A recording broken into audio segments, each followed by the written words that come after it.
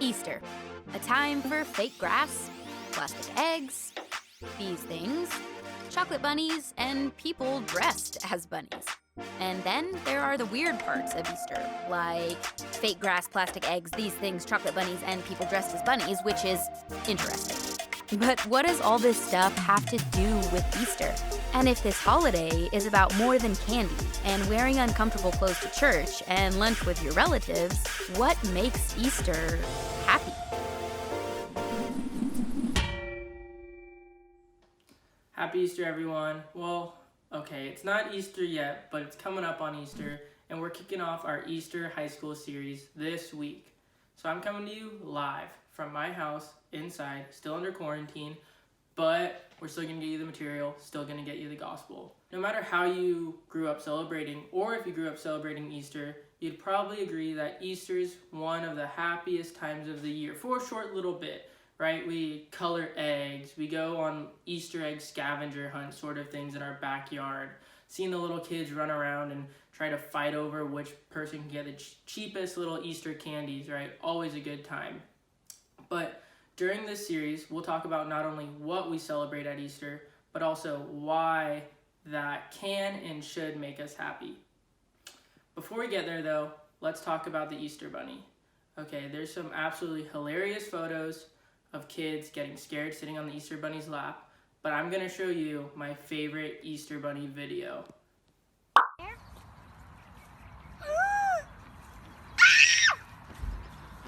Betty. That's not the Easter Bunny! That's not the Easter Bunny! Oh my God!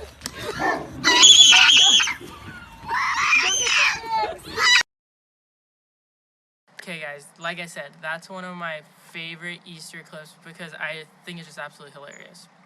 I think the kids running away, being super scared of the Easter Bunny, and them screaming is just so funny. But then also I love that the parents thought it would be okay to find the most demonic looking Easter Bunny and decide, oh, this is what we're gonna bring our kids, right? And maybe your parents don't scare you with Easter bunnies, but I think we can all agree that we do have the same common fear of being scared. And fear is something that, we don't really ever outgrow. It's something that kind of grows with us. In elementary school, we were afraid of being the slowest kid in any of the races, right? You always wanted to be first, always wanted to impress that person. Or in middle school, we didn't ever want to be the kid who would be left alone at lunch or left out of the basketball game. Might be talking from personal experience. It's okay. I moved past it. I promise. Or in high school now, we're just a little bit afraid of what lies after. Where are we going to go to college? Are we getting the best GPA possible? And we've just realized that this fear isn't something that's outgrown by us, but instead it's something that we just grow with. And if you're to boil it down, I think fear comes from the fear of death, right? But not just a physical death, but instead the end of something. We all fear that something's gonna end forever, and that leads to death. But when you think of all of us having a fear of ending something, it's easy to connect it to the biggest fear, the fear of dying. But that's exactly where Easter comes in the middle of our fear of death. So, for those of us who follow Jesus, this is a time for us to celebrate the resurrection, right? This is celebrating Jesus who went to the cross, died for our sins, and then when nobody expected it, because nobody was really listening to him, he rose again. And after he rose again, Jesus would cruise earth a little bit, walk around, say hi to some people. Well, and one man that Jesus ran into was Paul. And Paul was someone who was absolutely anti-Christian. In fact, the biggest threat he had was scaring Christians with death, that he would go out and try to kill Christians. But then Jesus intervened in Paul's life and changed his way. The risen Jesus, not the before dead Jesus, the after dead Jesus, right? The Jesus who had risen. Jesus ran into Paul and changed his life drastically. So Paul's life was constantly in danger. In fact, he actually ended up dying because of his faith. But when you read his letters in the Bible, he doesn't sound like someone who has fear. Instead, he sounds like someone who has no fear. We read this in 1 Corinthians 15, verses 54 to 55. Death is swallowed up in victory. O death, where is your victory? O death, where is your sting? When Jesus died and rose again, he defeated death and the grave.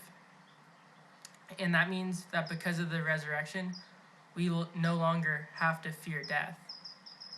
In fact, death is something that's no longer final. It can just be the beginning of our time in eternity with Jesus in heaven. When Jesus defeated death itself, he showed us that nothing is bigger than him. And we still might be afraid, but we're better equipped to handle what we're afraid of. In Romans 8:11, Paul says, "The Spirit of God who raised Jesus from the dead lives in you." That means that the same Spirit, the same power which came from God that lifted Jesus up from the dead also lives within all of us. It means that this fear that we have can be erased because of the power of God. So, I have 2 questions for you. Where has fear been holding you back? And also, what steps should you take to prove fear doesn't have control over you? So, if Jesus can defeat death, he can defeat the things you're afraid of also. So Easter means fear isn't final. Fear will try to make you listen to it and obey it. Fear will try to take control over every aspect of your life. But Jesus died so that fear wouldn't have to do that, so that we didn't have to be afraid of anything any longer. But that doesn't mean that we still don't get afraid. I don't know what your step is, but for those of us who are Christian, we know that we have the same power inside of us, the same power that raised Jesus from the dead. And that's what makes Easter so happy. Have a great night, guys.